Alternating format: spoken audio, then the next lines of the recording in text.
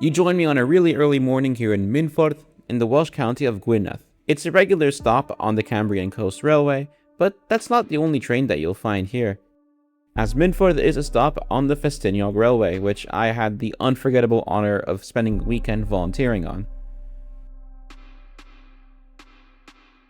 My Saturday morning started with a special train that would take us over to our worksite at Boston Lodge. The Ffestiniog Railway is really narrow gauge, just under 2 feet wide. It first opened in 1836, just celebrating its 190th anniversary a few weeks ago, and at 22 kilometers long, it is one of the most well-known tourist attractions in Snowdonia.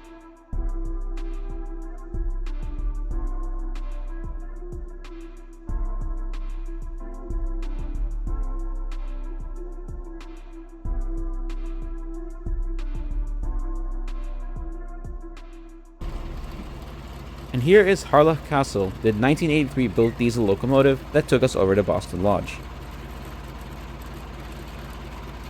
This right here is the main engineering works for the Ffestiniog Railway, and where we did most of our volunteering throughout this trip. This isn't technically a station, rather it's a halt that will only be stopped at by request. This was the first weekend of the Ffestiniog Railway's operation this season, so we had a lot of work to do to get things in tip-top shape. My group in particular was responsible for hanging up a sign that riders will see as they pass through the works. This involved a lot of screwing, drilling, and glue gunning, which I'll be honest I wasn't great at, but the lovely volunteering staff were there to help.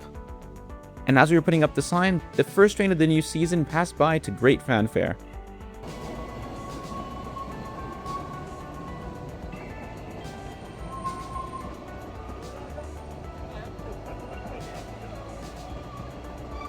The railway being single-tracked means that token signaling is used here.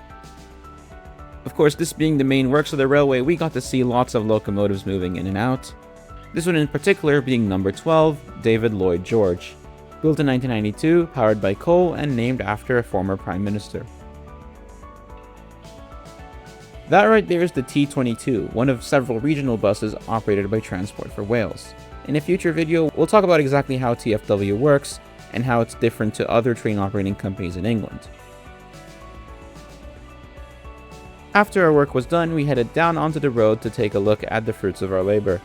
So anytime you're passing by this road in the Boston Lodge, just know that yours truly had a hand in putting up the sign.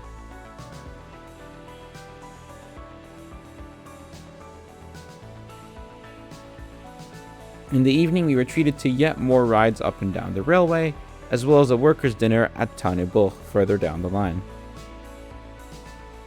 And of course, being Wales, we saw a lot of sheep.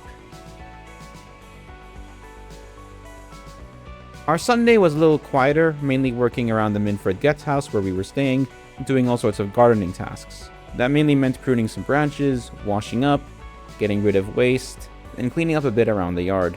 It's a bit of a thankless task, but it does remind you that maintaining a heritage railway has a lot more to it than you'd think, and all of the volunteers here deserve a huge shout out for what they're doing to keep this going. I want to give a special mention particularly to Bruce, Ian, and Wiz, who we met on our trip, as well as everyone else who made it possible for us. And on that note, I'll now leave you with the extended ride up the railway to Porthmadog.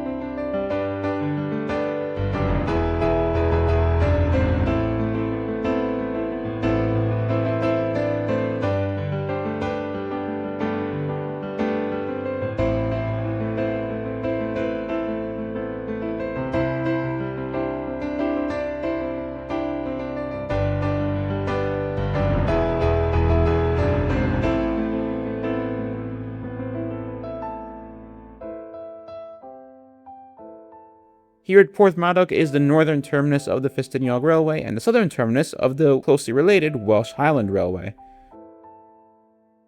We saw a lot here too, including some Pullman observation cars, as well as the railway's pub, the Spooner, and a gift shop.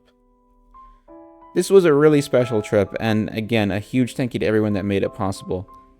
And thanks to you for watching as well. I've got a bit more from my Wales trip, which you will see in future videos very soon.